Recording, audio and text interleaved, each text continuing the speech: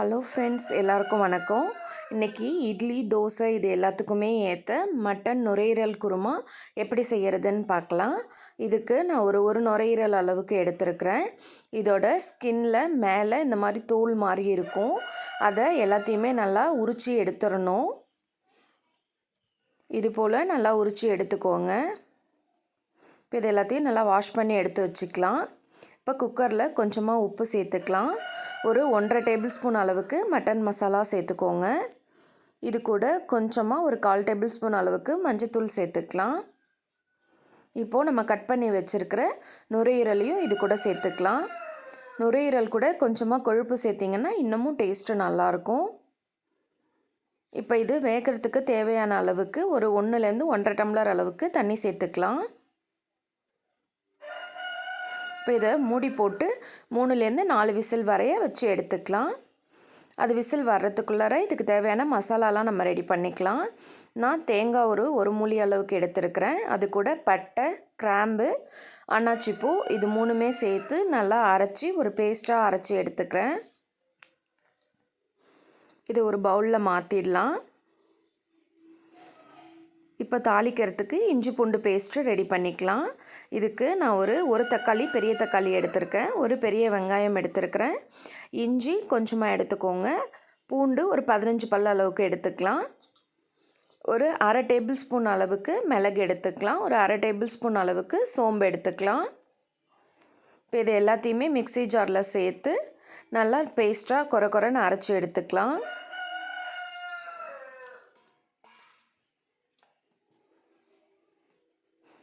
இந்த அளவுக்கு பேஸ்ட் பண்ணி எடுத்துக்கோங்க. இப்போ குக்கர் நல்லா விசில் போயிடுச்சு. நல்லா வெந்து வந்திருக்கான்னு ஒரு தடவை செக் பண்ணிடலாம்.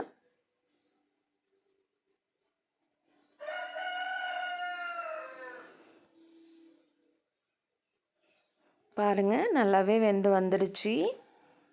இப்போது நம்ம குழம்ப தாளிச்சிடலாம். அடுப்பில் ஒரு பாத்திரம் வச்சுக்கோங்க. அதில் எண்ணெய் சேர்த்துக்கோங்க.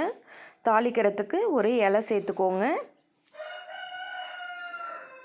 ஒரு அன்னாச்சிப்பூ, கிராம்பு, பட்டை, கொஞ்சமாக பெரிய ஜீரகம் சேர்த்துக்கோங்க. பெரிய ஜீரகம் நல்லா பொரிஞ்சு வந்ததும் ஒரு கொஞ்சமாக புதினா சேர்த்துக்கோங்க.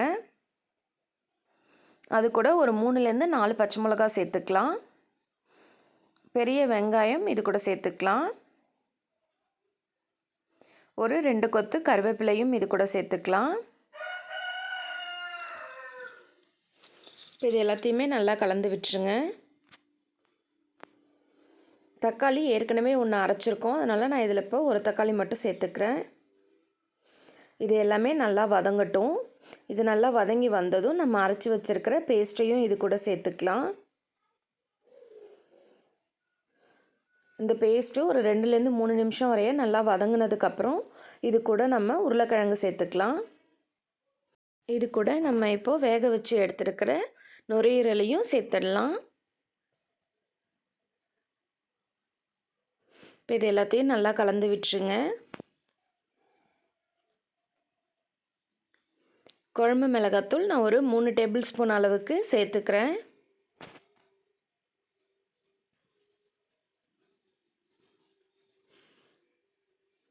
மல்லித்தூள் ஒரு 1.5 டேபிள் ஸ்பூன் அளவுக்கு சேர்த்துக்கிறேன். இப்போ இது எல்லாத்தையுமே நல்லா கலந்து விட்டுடலாம்.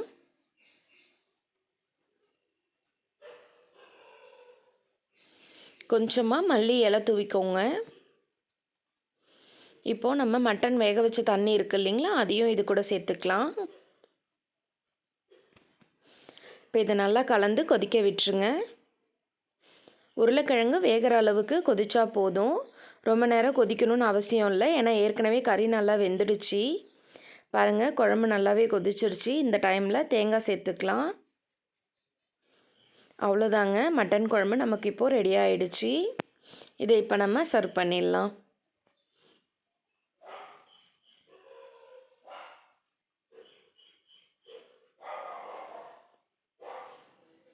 இதோட டேஸ்ட்டு சாப்பிட்றதுக்கு ரொம்பவே டேஸ்ட்டாக இருக்கும்.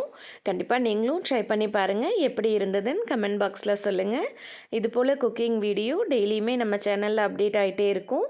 கண்டிப்பாக நம்ம சேனலை லைக் பண்ணுங்கள், ஷேர் பண்ணுங்கள், சப்ஸ்கிரைப் பண்ணுங்கள். தேங்க்ஸ் ஃபார் வாட்சிங்.